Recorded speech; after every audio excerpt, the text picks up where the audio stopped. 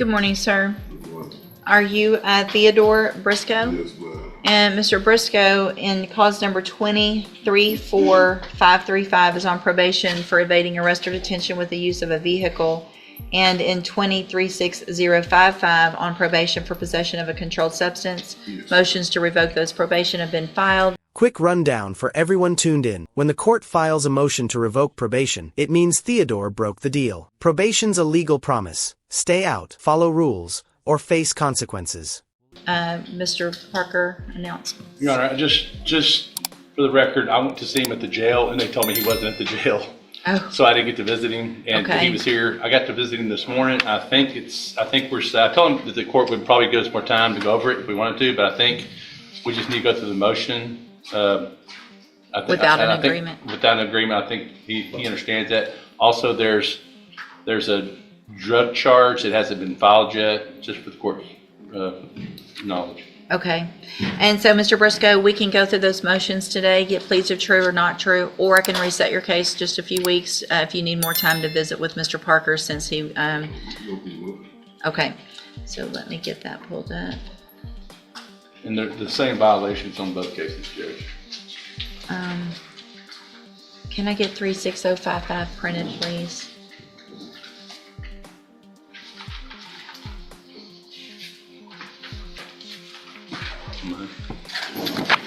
Oh, no, that's okay. I gotta make marks on it. Thank you. It's just hard to do when I do them both on the computer. All right. In each of these cases that we've talked about, Mr. Brisco, again, I have motion to revoke your unadjudicated probation. In 20-34535, the motion shows that you were placed on probation March 15th of 2021 for the third-degree felony offense of evading arrest or detention with the use of a vehicle, and that was a 5-year deferred probation. Is that correct? And in cause number 23. Watch how Judge West handles every case with razor-sharp focus, because in this room, every word counts. Each charge, each date decides if he walks free or heads straight back behind bars. 6055. I also have a motion to revoke your unadjudicated probation. Shows that you were placed on probation March 15th of 2021 for the third-degree felony offense of possession of a controlled substance, and that was also a 5-year deferred probation. Is that also correct? Each of these motions allege that you violated your probation. Count 1 in each of the motions alleges that you committed the new offense of possession of a controlled substance January 5th of 2025 in Jefferson County, Texas. And is that true or not true? Count 2 in each case alleges that you committed the offense of assault causing bodily injury to a family member January 5th of 2025. And is that true or not true? Count 3 alleges that you committed the new offense of interference with an emergency request for assistance. This is a powerful moment. When someone pleads true, they're admitting guilt across multiple violations. You can feel the tension thick in the air, yet Judge West pauses. Why? Maybe she senses redemption. January 5th of 2025. And is that true or not true? Count 4 alleges that you failed to provide verification of performing the community service hours as required. And is that true or not true? And count 6 in each case alleges that you were behind in your court-assessed fees. And is that true or not true? Did you enter your pleas of true in each case to counts 1, 4, and 5 freely and voluntarily? And did you plead true to those counts because they're actually true? All right, then I'm going to find in each of your cases that you entered your pleas of true to counts 1, 4, and 5 freely and voluntarily. Find those counts true. Find sufficient evidence in each case to find you guilty and revoke your probation, but I'm not going to do that today. I'm going to reset your case for sentencing. Mr. Nichols, does the state anticipate bringing witnesses for either of those cases? Yes, Your Honor. I'll have to call witnesses to prove up the two that Sure. pled not true to. Do you anticipate that taking longer than an hour or so? No, I do not, Your Honor. Okay. Interesting call. Rather than jumping straight to punishment, Judge West orders a pre-sentence report. It's the system's way of saying, let's see the full story. Fair shot or calm before the hammer drops. We'll just set it maybe at 11 on a regular docket day. I will ask probation to do an updated pre-sentence report. Mr. Brisco, obviously anything that you think is important for me to know, make sure and get that information to Mr. Parker. He will present it to me on your behalf when we come back. Yes, ma'am. All right, we'll see you back at sentence. Yes, it's unagreed.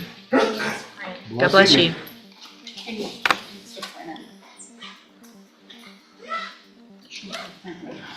Come over here.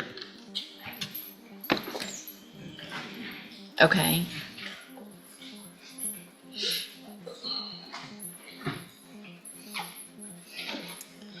Good morning. Are you Jacqueline Young? And Judge, Mr. Lewis? Judge, we had an agreement on this matter. Of course, it's an MTRP and a new law violation. The plea was for 5 years on both cases to run concurrently. After looking at it, when we did the plea paper, we realized that it was a significant difference in the credit that he has on the MTRP and on the new case.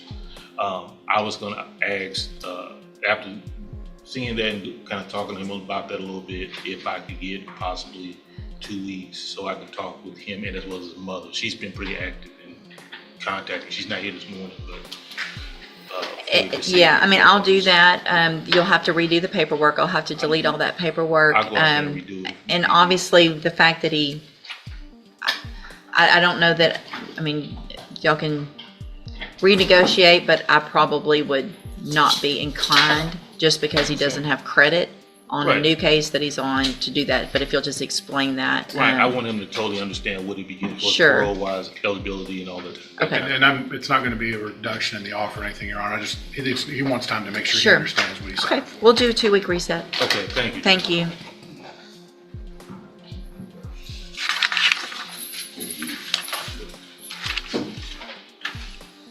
Mr. Parker, you've got Jennifer Bowles. Let's see.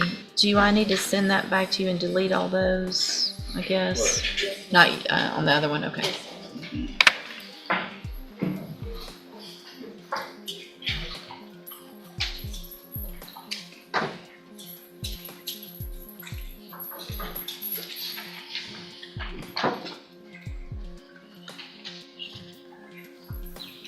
Good morning. Are you Jennifer Bowles?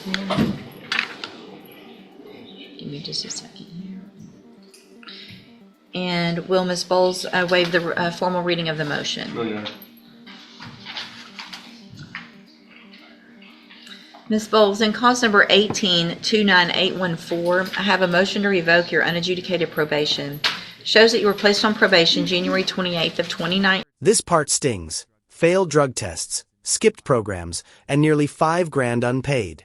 It's more than a violation, it's a pattern. But here's the twist. Addiction blurs the line between help and hard consequences. For the offense of fraudulent use or possession of identifying information. That was a 3rd-degree felony. And that was a 10-year deferred probation. Is that correct? It alleges that you violated your probation. Count 1 alleges that you provided a urine sample October 24th of 2023 that tested, and October 25th, that tested positive for methamphetamines, amphetamines, and ecstasy. And is that true or not true? True. Count 2 alleges that you provided a urine sample January 25th of 2024 that tested positive for methamphetamines and amphetamines. And is that true or not true? True. Count 3 alleges that you failed to provide verification of attending the DROP program January 2nd, January 17th, January 20th, January 29th, and February 5th of 2024. Is that true or not true? Count 4 alleges that you're behind in your court-assessed fees as of January 25th of 2024 in the amount of $4,972.61. Is that true or not true? True. Did you enter your pleas of true to counts 1 through 4 freely and voluntarily? And did you plead true to those counts because they're actually true? I have here on the computer some documents that have your signature on them that the state has marked as exhibit number 1. Before you sign these, did you go over them with Mr. Parker? Yes, ma'am. Do you fully understand them? Yes, ma'am. And do you understand, if I follow the agreement that you've made with the district attorney, that you will be waiving or giving up any right to appeal? Yes, ma'am. State tenders number No 1. objection. It's admitted. Is there any evidence that Ms. Bowles is not competent? No, Your Honor. All right, ma'am, I'm going to find that you entered your plea of guilty freely and voluntarily. Find that you're mentally competent and you understand the nature and the consequences of those pleas. I'm sorry, find that you entered your pleas of true to counts 1 through 4 freely and voluntarily. Find those counts true. Find sufficient evidence to find you guilty, and at this time find you guilty of the third-degree felony offense of fraudulent use or possession of identifying information. Sentence you in accordance with your agreement to a term of 4 years in the Institutional Division of the Texas Department of Corrections. You will receive credit on that sentence for any time that you've been in custody that the law gives you the right to receive. That will also run concurrently or at the same time with the Orange County case that you're currently serving any time on.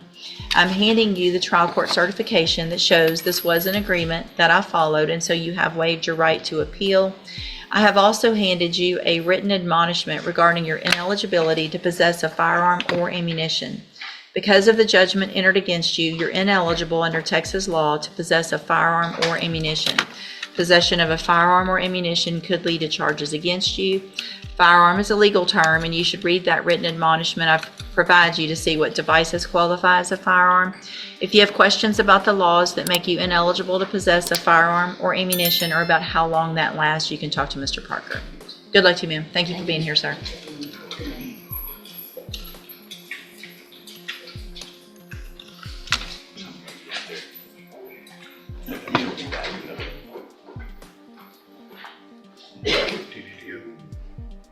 Good morning. Are you Darren Walker? Yes, ma'am.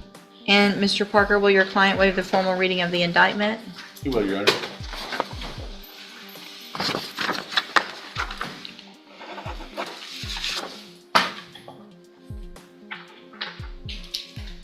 Let's see. Are we going on count 1 only? The state jail felony? Not all the others?